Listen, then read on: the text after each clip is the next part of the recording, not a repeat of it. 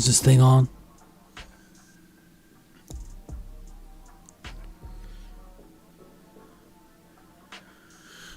Good morning, people. It's the BP Hero Podcast. Episode 23.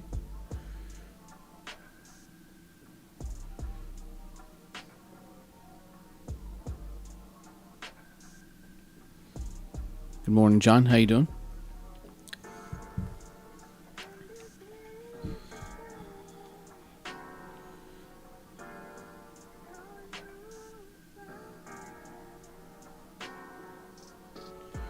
How's everybody doing this morning?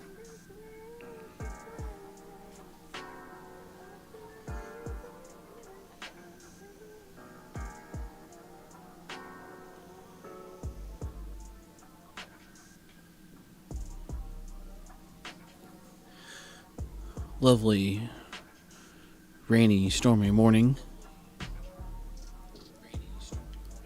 Hopefully, we don't lose power or internet. There's a decent little thunderstorm rolling through right now.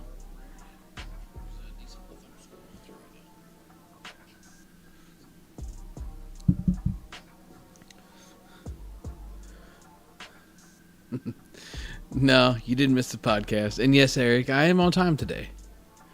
My pockets are in. I'm on time. Things are looking up in the world. The internet is on. We have power. Although, my mom lives about a mile from here, and she doesn't have power. But she said they're doing some tree work. So I'd say that's to be attributed to that problem.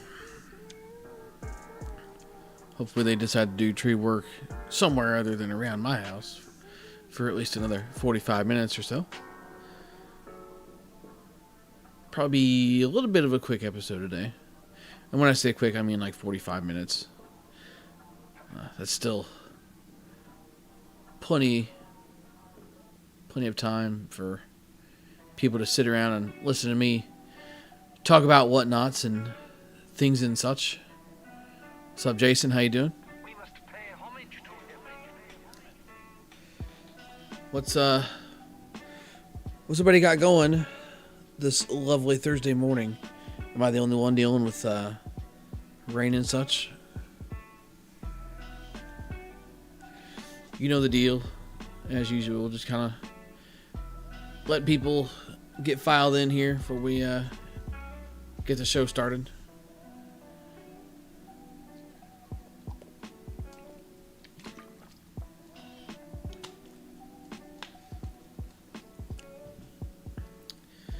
What's up, Junk? My guy Jacob Junker in the house.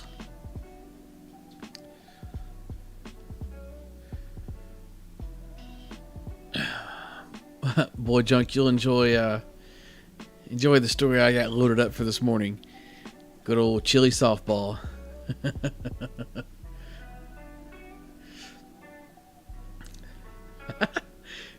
Junk says, just read that in the Robin Williams voice.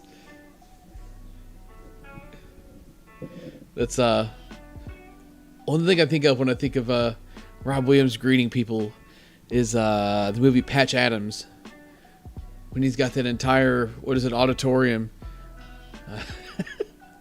Would think they heat cranked all the way up and the two giant legs right outside the door to make it look like you're basically just walking into a woman's hoo-ha, I'll say, for YouTube. Robin Williams is like one of my favorite actors. The guy is just absolutely entertaining. He can play literally any role under the sun. He was one of the good ones, man.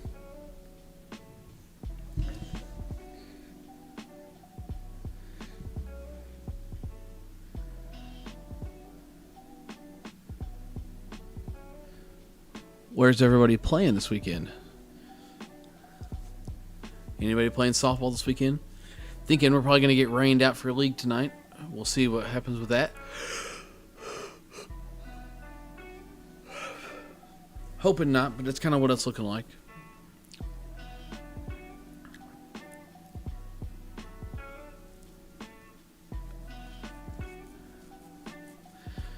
how's the level of the music today? I'm trying to, like, I've gone back and listened to the podcast a couple of times, and I have noticed that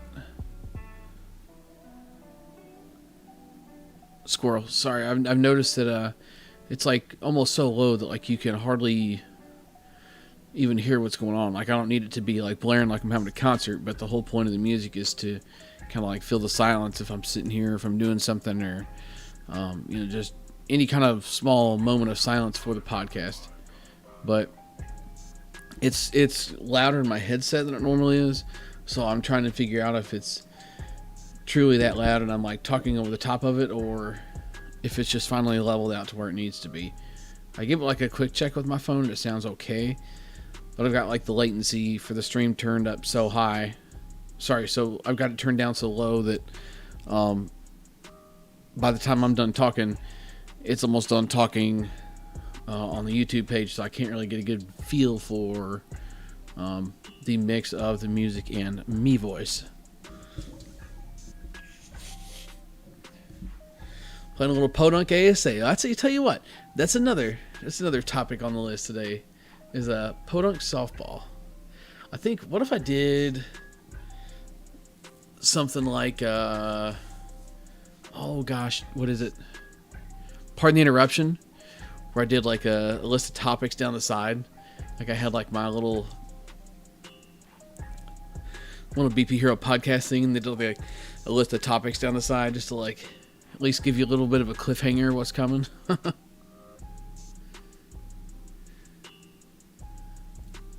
See what I can scrap together really quick for that. Usually give everybody about 10 or 12 minutes to get filed in here, the notification squad, and just kind of people getting caught up and getting everything ran down. So this will give me a little bit of time here to, maybe get something done. 1080.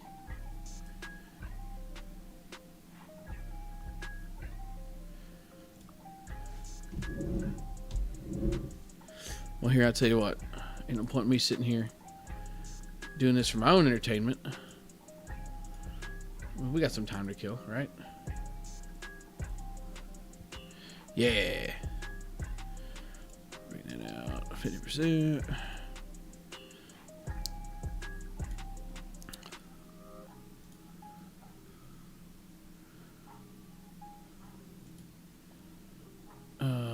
Where's that at? I gotta find that file.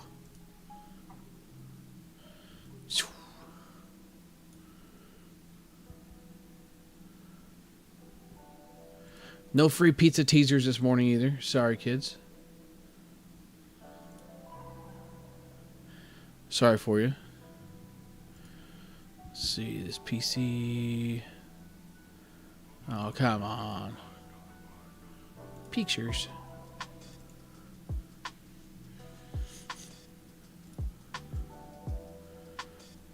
Grab you and slide you up into the corner.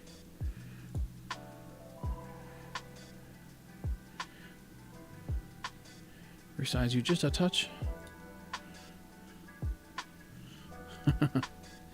Let's see. What's up, CJ? How you doing?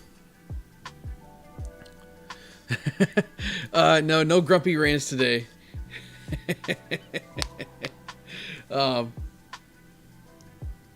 He works during the day. He works from home, but he stays pretty busy throughout the day. I'm gonna commit to doing a night show here pretty soon. I'll tell you what. Let's get creative here. Give me just a second.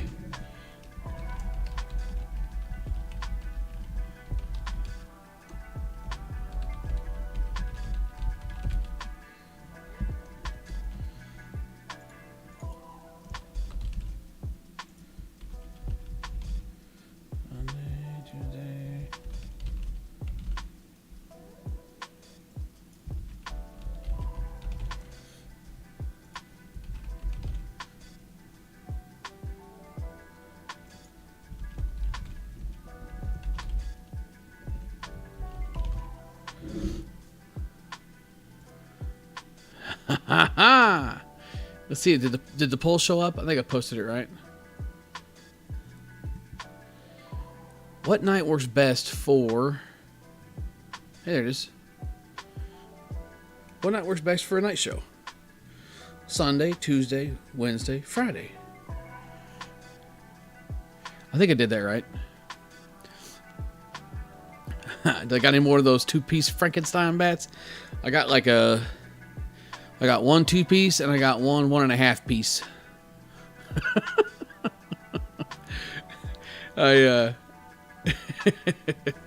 So if you have seen the video, I'll talk about it here some more in a little bit. So my guy Ryan here, Frankenstein a pure integrity barrel to a mic and handle, and I was like, yeah, what the hell, let's send it out, and send it to me, and I called it 1.5 piece. So the glue that he used on it is extremely good glue. It's glue that I've used on end caps when I had end cap issues with combats and a variety of other things. And it's really good glue, but I made the mistake of leaving it in the sun, one of the bats that he sent me in the sun, and the dang thing just like, I guess the sun got the glue too hot that was in the connection, and basically just like made the glue just warm enough to just basically fall apart, and the bat ended up telescoping and dang near cutting my dang fingers off. Wasn't quite ready for that action. So let's see. Anyway, got it rolling here with my little project. I'm gonna have to do this later. It's like my issue with this is going to be that I'm a perfectionist, and it's just not gonna jive.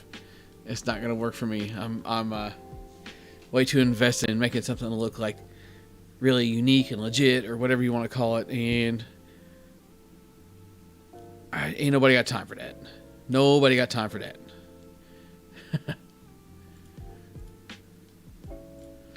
But let's see. Yeah, junk is right. Yeah, junk. Yeah, it probably could keep us a little bit structured, that, and it would keep me from having to reference whatever kind of list I've got thrown up here. I mean, I've just got stuff written down on a sticky note, but it'd also be kind of cool too if you're just trying to skim through the podcast. Maybe you're wanting to hear something specific. It would be kind of cool for that.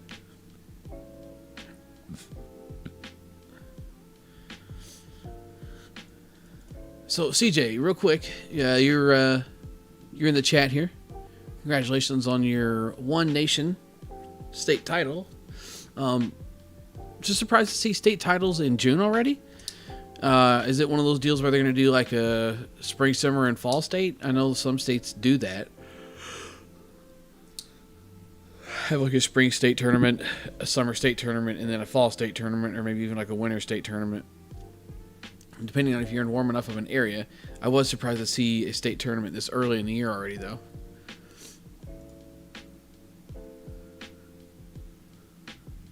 But everybody congratulate CJ on that. He did sports this weekend, and they pulled out the dub.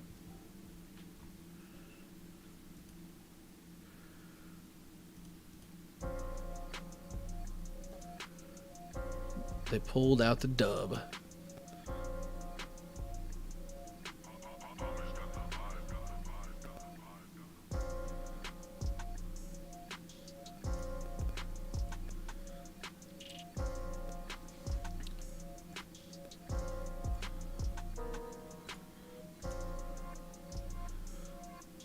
Just about ready to get started. One Nation, Illinois had this one.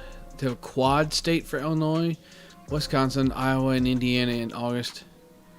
So your quad state would, I guess, essentially be like your kind of your national tournament. Because I mean, there's multiple U-Trip national tournaments.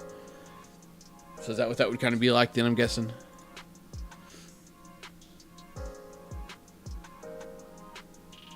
Let's talk politics. Yeah, okay. Be a quick conversation because I hate talking politics. Like I've got a friend of mine. We were growing up. His grandma would legit like have to take blood pressure medicine if she got on the got on the topic of politics. And I love that woman with all my heart. But holy crap, like it's just not that serious. It is not that serious that we need to go that far into arguing, especially over that. Especially over that.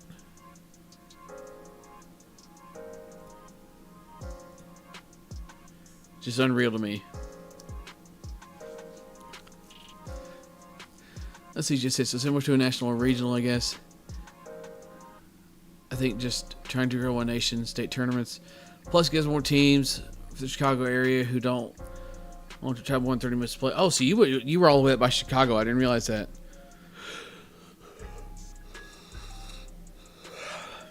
Either way, it's cool. I watched you guys play in between our games. We had a humongous break.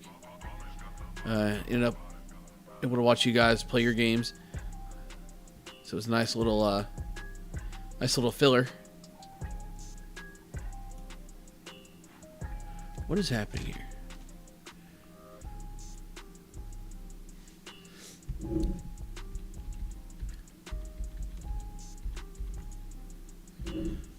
Okay. We're in Decatur, Illinois, which is basically middle of the state. Oh, I didn't realize it was in Decatur. Okay. That's where I used to travel for work. When I was railroading, I would go either to St. Louis or Decatur, Illinois. The entire town smells like soybeans. Horrendous. Horrendous. I understand people got a living to make, but holy crap, the whole town smells like soybeans. Not here for that. Out on that action 100%.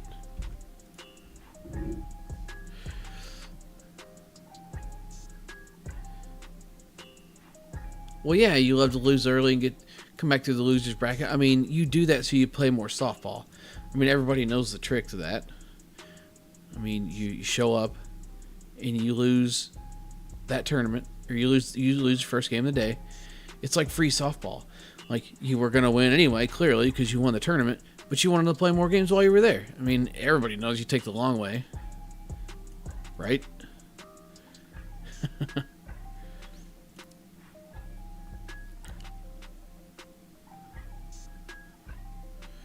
All right, so let's get started here. Like I said, I knew it would happen. But Junk says no, hang on. You can go 4-0 and win a tournament? I mean, that's news to me. Why do that? I mean, you never hear anybody telling their grandkids the stories about, oh yeah, we went 4-0 in a tournament one time. No, you tell your grandkids about the time you played 19 games in 6 hours, and all were, won by a walk-off of less than 5 runs, and the most craziest story ever.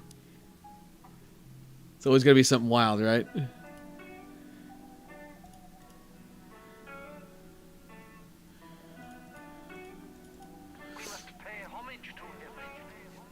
So, just to get it started here, like I said, I knew that I was going to get way too invested in this little project of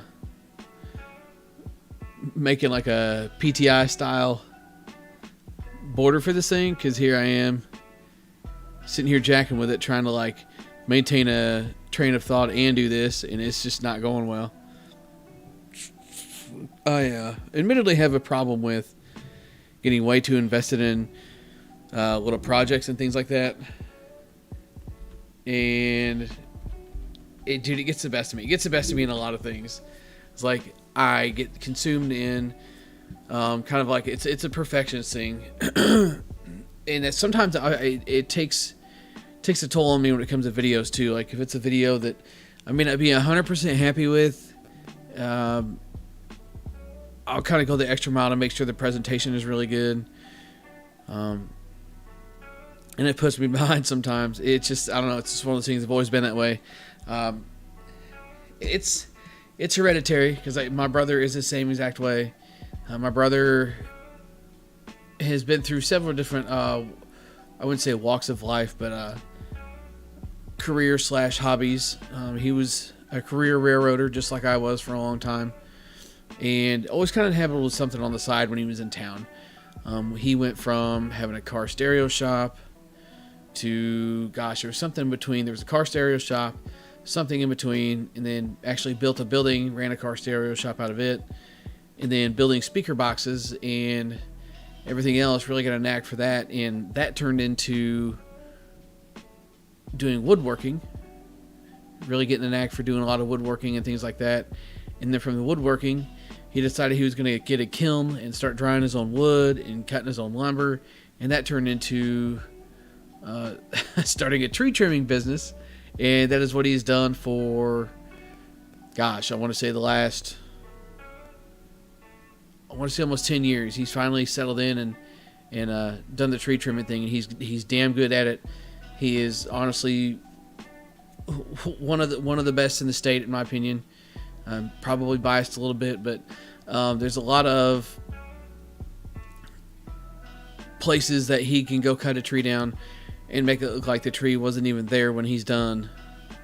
And so many companies just go in, chop it down, leave shit everywhere, stuff strung all over the street. I mean, he is meticulous. He carries big fiber boards with him, basically to drive over so there's no tire tracks in the yard. I mean, it's the whole 9 yards. I mean, you literally, if you took a picture of the yard before he got there and a picture right after he left, the only way you would know he had been there was the stump if he didn't grind it out. If he ground the stump out, then there's just a dirt spot in the yard, and it's even leveled out with the rest of the yard.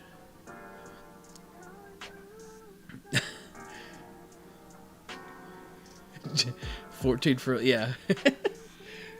No, Mitchell, he does not save and transplant oak trees because he does not work for the city of Moberly. Don't even get me started. So that's kind of where, like, a little bit of my, I wouldn't call it hatred or annoyance or anything else with trees. These trees are very beneficial to the environment, like more than I think a lot of people realize. But I don't like trees around houses, and that comes from working with my brother for so long. Because when I was working for the railroad as well, he and I would cut trees damn near every day that we weren't working on the railroad. We didn't work together, like, per se, we didn't work together. He and I were in the same, we were both in transportation, but if our schedules aligned to where he would be in town and I would be in town, we were out cutting trees almost every day. And cutting trees meticulously around houses and people that don't take care of trees before it's too late, which is something that happens all the time. I mean, it's not like anybody's all at fault or anything else, but everybody's been guilty of putting off home improvement things until something absolutely has to be done about it, and sometimes tree trimming is part of that.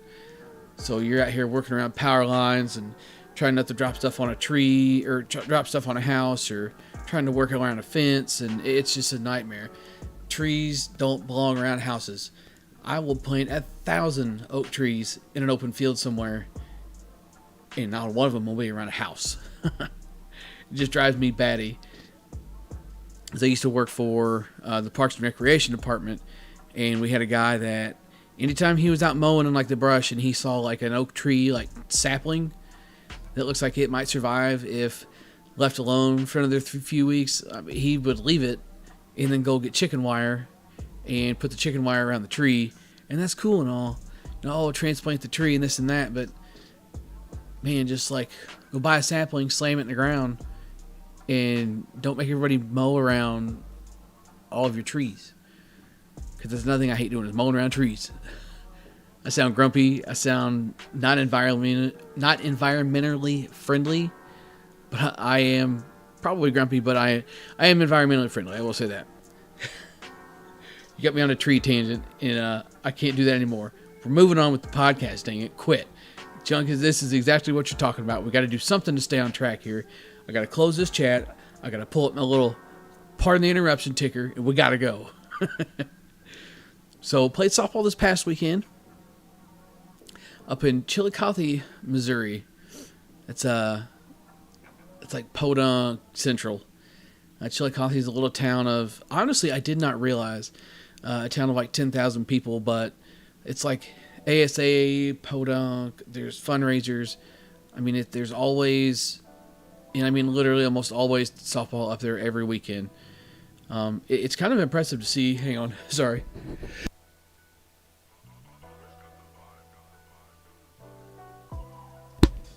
Whew, had to sneeze. No, I won't post the games on the channel. I didn't take the camera up there with me because, to be 100% honest with you, just those games don't do very well on the channel. Like, I understand that it's softball and like it's me playing softball and people want to see that, but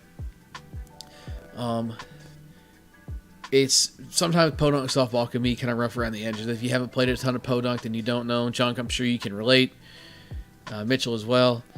Sometimes podunk softball is just hard to watch, and some of it is us having a good team and run ruling whoever we're playing, and some of it is just softball that's honestly just kind of hard to watch sometimes, unless you get two good teams going at it. I mean, the championship games would have been worth posting. We were sitting back in the championship and got beat, and then had to turn around and basically we didn't double dip, but we had to play the F game, and ended up winning that one by 9 runs. So, I mean, that would have been worth posting, but there was a couple other games throughout the day that really and honestly just would have been tough content for the channel. And maybe it's one of those things where I could just post a championship game, but kind of the same deal as the weekend before when we played in that little Salisbury Steak Festival. The games there, we won every game by a run rule. And one of them, we scored 30 runs. So I guess in the first inning we scored almost 20, and by the second inning we'd scored almost 30 runs. And no offense to anybody on the field, but it's just we were just two completely different calibers of teams, and that would just be a tough one to watch as well. So there's no footage from any of that, and like I said, maybe I could just like record the championship game and stuff like that, and we can make something of it that way. But there is no game footage. But we did play up in Chillicothe. It's a pretty impressive little softball scene up there. I always knew that there was plenty of softball up there, but I didn't realize, I mean, there's something going on dang near every weekend. There's a lot of people. There's a lot of players. It's a lot of locals. You don't get a ton of people coming in from out of town, so we kind of got hazed for that a little bit because we're kind of the out-of-town guys that come, and I heard someone say they come from out of town and just want to beat up on us. I mean, it's softball. We show up to play. I mean, yeah, we want to win. We're not out there to embarrass anybody or anything else. Try to do it the classy way until someone leads you to not do that. That's a whole different topic for another day. But I tell you what I did while I was up there. I played freaking third base. And if you know me at all, you know I played third base in a goddamn minute. I think when I first started playing softball, that's what I played. I played third base. I played it for quite a while. And actually how I ended up on the pitcher's mound, I had done something. I can't remember what. I'm sitting here trying to jog my memory now. Something happened and it led to me and it ending up on the mound. I think maybe it was somebody else. Basically, somebody got hurt. But basically, the way it all worked out, either somebody couldn't pitch or we needed to kind of jumble things around to accommodate for somebody's injury, and it equated to me ending up on the mound. And really just kind of like, yeah, I'll try pitching. And it just kind of went from there. But that turned into doing nothing but pitching for, gosh, I want to say a better part of 4 years, maybe 5, maybe even a little bit longer than that. Since the last time that I played a legitimate infield position in a tournament. And got me some third base action in this weekend. And I messed around with third base a little bit in league and stuff like that. And it was an adventure, I'll say that. Man, it felt like everything was just getting just absolutely just rocketed at my lips. And it's just because I hadn't been over there in so long. It's just when you play a certain position for so long, especially when it comes to a pitcher's mound, being on a pitcher's mound, you can read swings, you can kind of read where the ball's going. But going back to third base, we kind of felt like the ball just coming at you 90-0 or not at all. And just kind of with the way things worked out for this past weekend, I mean, yeah, obviously we're looking to go up there and win. We're not looking to just roll over and die. But I didn't mind playing third base, just honestly for the change of pace and just something different for once. It'd been a while since I did it. And really, we had enough good hitters, had enough good players that as long as you make the knock it down and throw it plays, we were going to be just fine. And it turns out we were. But it was a bit of an adventure. I took some grounders a couple times last week just to kind of get the feel for things again, go through the motions, you might say. And I somehow made it through 5 games without making an error.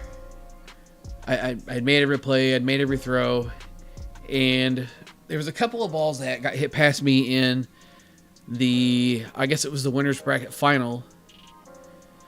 Yeah, it was the winner's bracket final. I had a couple of balls hit past me that Brian made the comment like, could you not reach that? I was like, man, I don't think I could have. He says, from where I was standing, it looks like if you'd have just like lunged at it a little bit, he said, I think you'd have got it. I said, man, it's been so long since I've been over here. I kind of feel like I'm in concrete. And it's been a while. It was a few pounds ago as well.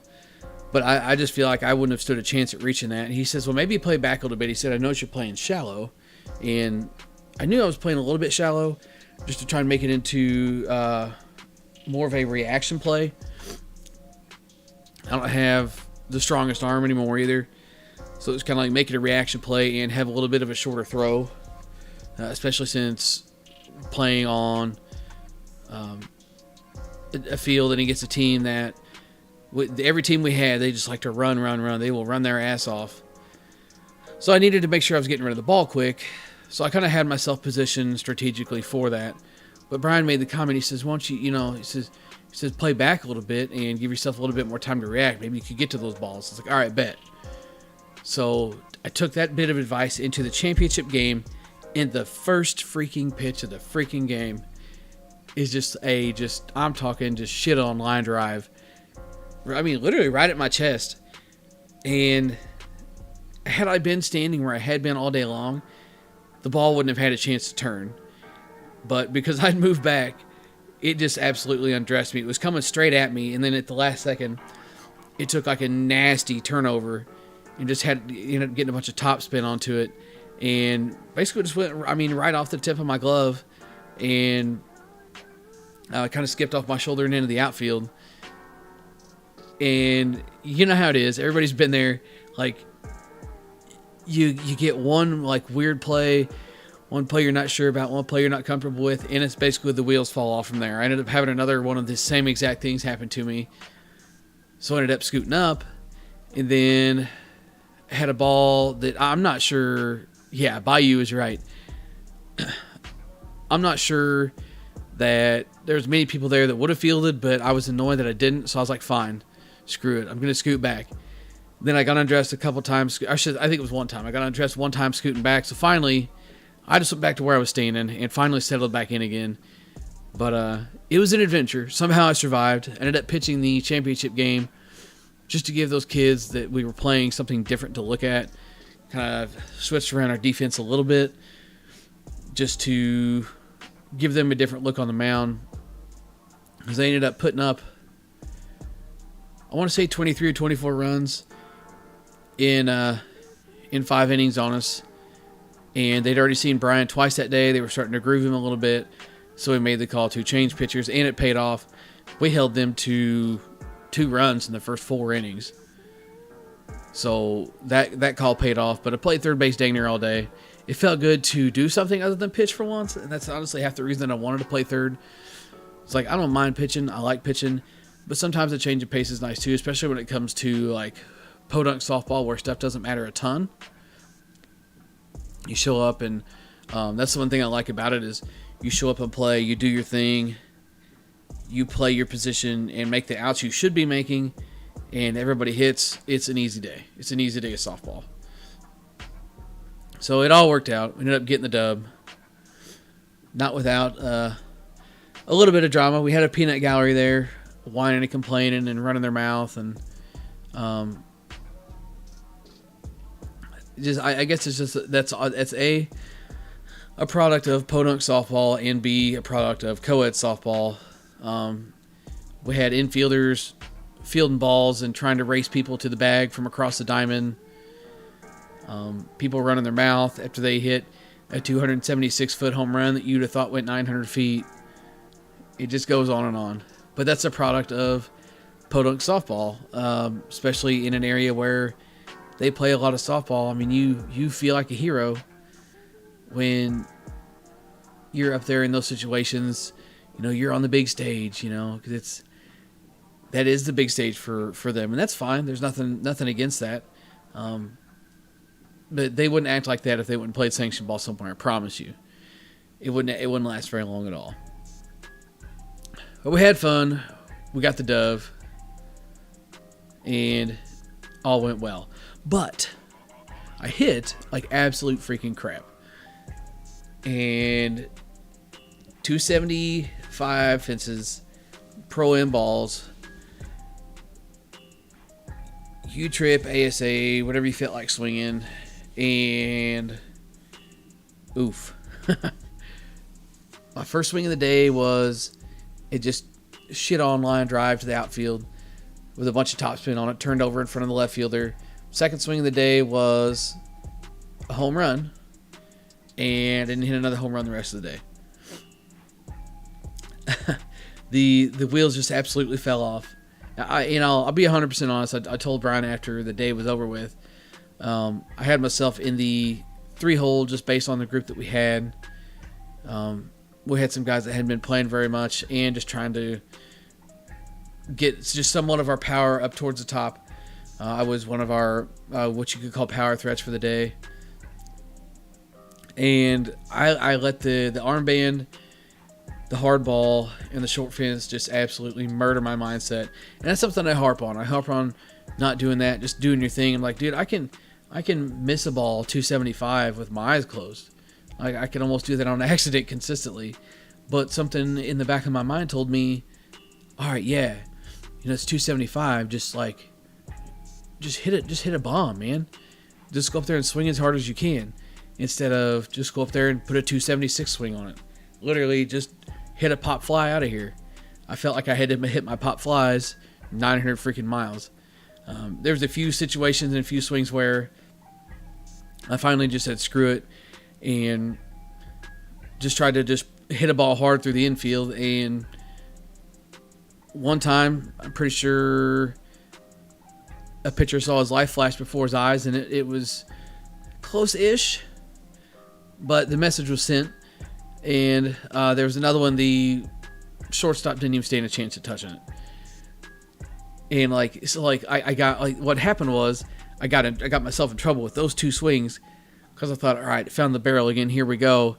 Now I need to take that exit speed and just lift it, and this shit just hit the fan again. It was so aggravating. To start the if game of the championship, I want to say,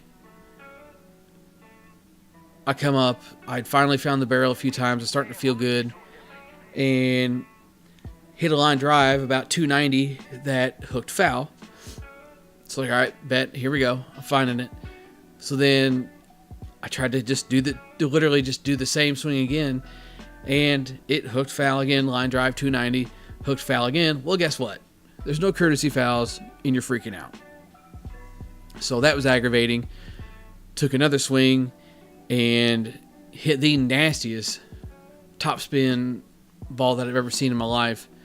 Like off the bat, everybody thought it was gone, and it turned over so hard because I went up and got it. It was honestly like forehead high on me, but in the name of elevate and celebrate, I tried to go up and get it and just put a bunch of topspin on it. When I did, it got out to the fence and it literally just came straight down. The outfielder said like it was almost coming straight down.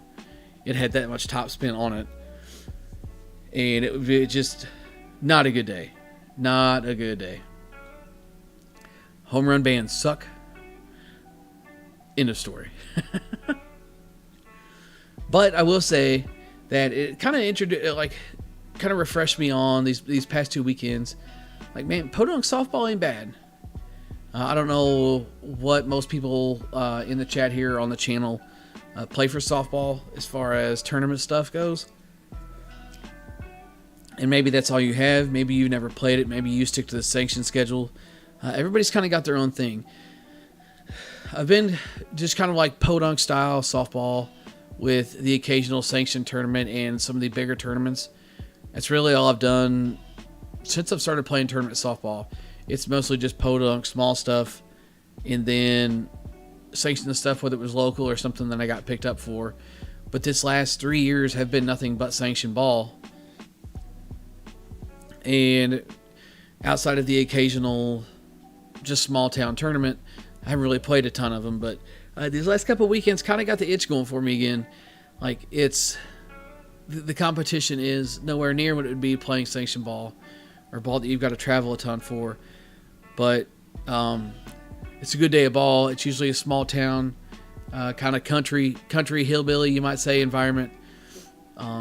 People just out there trying to catch a vibe, have a good time. You can kind of go and let your hair down. And I mean, honestly, to be 100% honest, some of it is the fact that you can kind of goof off and still have fun and still do good playing softball. That's part of it. Yeah, it's just like Junk said, everyone can stay loose and have fun. And that's what we did, man. I had a freaking blast playing in Salisbury and then playing up in Chillicothe last weekend. Like, I could just about make a ball schedule out of playing the podunk stuff again and be perfectly fine with it. It's fun. It's a lot of fun. Even on the days where it's not your day, it's still fun. Looks like we might be getting ourselves into one of those situations here this, not this weekend, but the next upcoming weekend. Got a little co-ed gig in a little town called Ladonia. It's a 5-and-5, 5 guys, 5 girls, and we have 3 guys and 1 girl. So we got to get something scrapped together here pretty soon, because it is the 4th of July weekend coming up, so people are going to be making plans, obligations, and that kind of thing, and softball is going to be the last thing on their mind. So we got to get the ball rolling with that sooner than later. And yeah, Mitchell, yeah, Ladonia does get heated. I've been over there. I played in that tournament twice, I think, and it does get heated, but no more heated than Chillicothe or Salisbury with the Lindemans or anything else. I mean, it's just podunk softball. I mean, sometimes that's all those people have, and that's what they want to do. That's, you know, they show up and that's the one tournament they want to win a year, so that's what they're going to bust their ass to do. I mean, it's just a product of small town softball. I'm here for it, because you can still show up and goof off and have a good day and still have a lot of fun. And those are things that we're here for.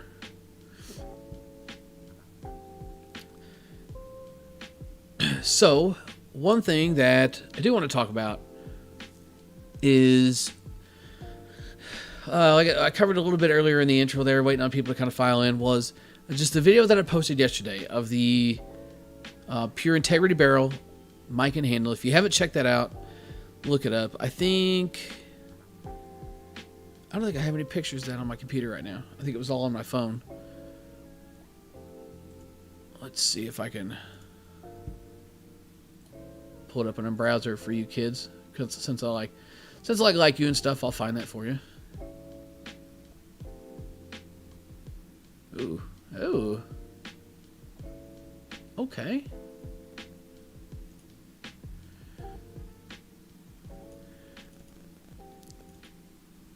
We interrupt this broadcast for a quick message from your sponsor.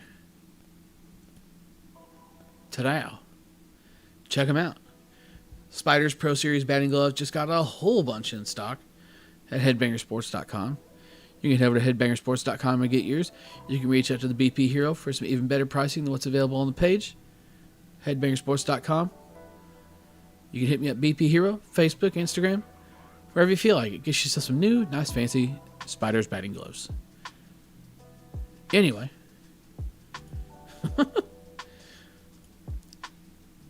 I don't mind the Spiders batting gloves. They've come a long ways. When they first hit the scene, like their quality, like years ago, man, their quality was kind of sketch, I felt like. You either got a really good pair, a really bad pair, a really cheap looking pair, or a really cheap feeling pair. But it seems like their quality has gotten a lot better. I actually had a pair for a hot minute, and they ended up getting soaked, and they just got crusty and nasty. And I'm not one for like cleanly batting gloves. They don't have to be perfect, but these things were just downright funky. I still ended up having to pitch them. Let's see if I can find this thing. We're almost there, I promise. Yep. Coming up right here. Here we go. Okay.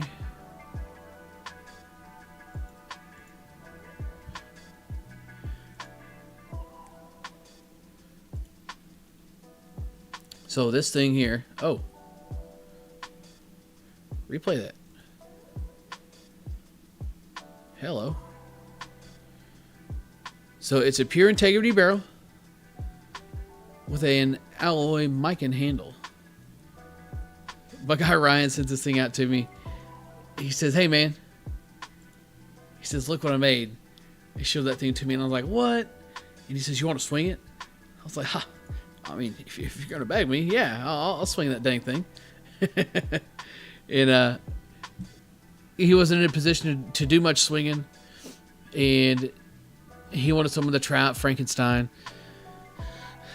So we tried it out, and we tried that one that you saw there in the video, and then he sent another one that was basically he made sure that he put an inload in, and it had a little bit of a different cut. So basically, the two of them had different tapers, and it's kind of interesting that just the inch. You go watch the video. I'm not going to go too far in depth here, but basically the taper on one bat was longer than the other, and it made all the difference in how the bat felt, how it performed. And after talking with a couple of people after I posted that video, they kind of did some experimenting with another company and implementing alloy handles on their bats. It could have had a lot to do with the handle and how it was contacting the inside of the barrel.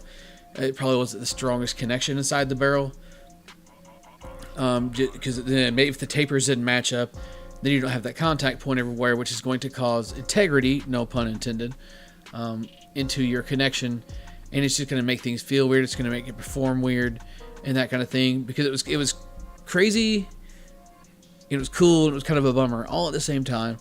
So the one that we originally swung, the one you saw there in that video, was essentially a balanced one. It didn't have any inload in it, and it was really, it felt pretty dang good. The only tweak I would have tried to somehow make, especially after understanding kind of how the handle needs to be implemented into the barrel, is something to make that a smoother transition, to give the barrel some better feedback and a more consistent feel, because that thing felt really, really good.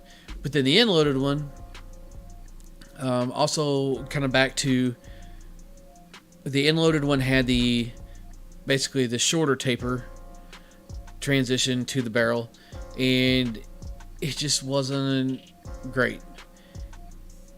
And it was interesting to me how just that inch difference in the connection kind of taper area made all the difference.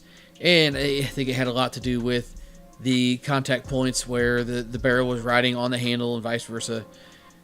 And the end load as well is also going to put some stress on that connection. It was just interesting to see how that little bit of composite where the taper was made that much of a difference. It's pretty interesting. So go watch that video. It was pretty cool. I'm sure it's going to be a matter of time before I get the Rob Maya swingers. Rob can do it better than that. He's the GOAT. I mean, let him. Ryan's not trying to start a dirty bat business. He had some junk laying around in his garage and wanted to make something out of it. Good God, people. It was kind of disappointing to see, once I posted that video way back when, I was slightly disappointed to see how many people were like, "Oh, yeah, I do that all the time. I have one of those. He made me one, and look at it. It's so cool." Like, this man just made this bat in his garage just out of sheer amusement.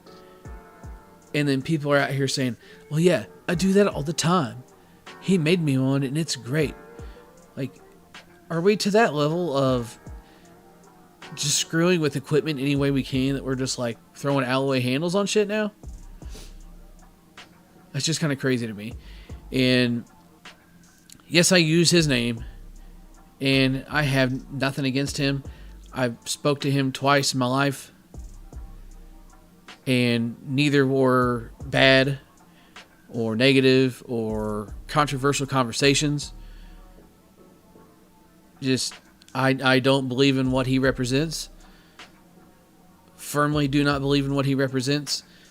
And he respected that. I know he feels a way different way about that stuff than I do. But he respected how I felt about that stuff, and we just kind of moved on. I don't promote cheating. I don't condone cheating of any type, any sort. This game is way too easy. And yes, I understand that I'm not good at it. Trust me, I understand. But this game is way too easy. It's not important enough. It's not anything for me to stoop to the level of altering my equipment to be better. If I start altering my equipment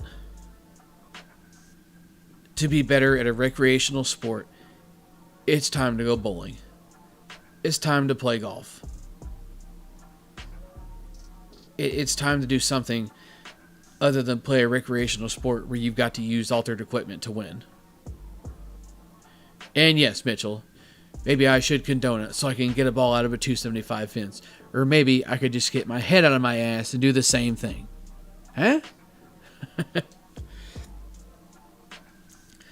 But that stuff out of the way. I said this would be a little bit of a quick show today, and it was. I'm going to lay down and get rested up in case I do have a league tonight. I'm guessing I won't, but it's hard telling. But get the podcast in. Jason, yeah. The music is to override the cricket noises, so we don't have to have the cricket noises. You see where I'm going with that? But I hope you all enjoy the podcast. I hope you have a good weekend. Whatever it is you might be doing, stay cool, stay hydrated, have fun. Play your butt off. Don't play your butt off. Touch a lady's butt. What? Sweetheart, in case you hit it. BP Hero, we'll catch you next Thursday.